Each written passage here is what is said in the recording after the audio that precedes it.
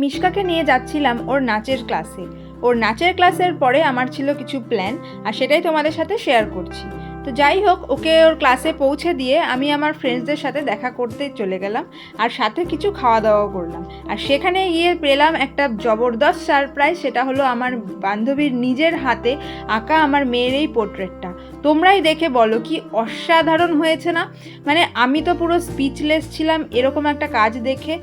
মানে ভাবা যায় না। শুধু আমাকেই নয়, আমার আরও একটা বান্ধবীকে ওর মেয়েরও পোর্ট্রেট বানিয়ে ও নিজের হাতে ও দিয়েছিল।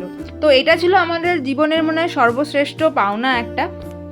তো মিশকার নিজের পোর্ট্রেট হাতে পেয়ে দেখো ওর এক্সপ্রেশনটা কেমন ছিল, তো বুঝতেই পারছো ও কতটা খুশি। তোমরা যদি এরকম কারোর পোর্ট্রেট করাতে চাও বা অন্য কোনো রকম পেন্টিং চাও, আমার বান্ধবী শ্রীলেখা রাম ওর সাথে কন্ট্যাক্ট করতে পারো। ও এটা প্রফেশনালি করে থাকে। Thank you.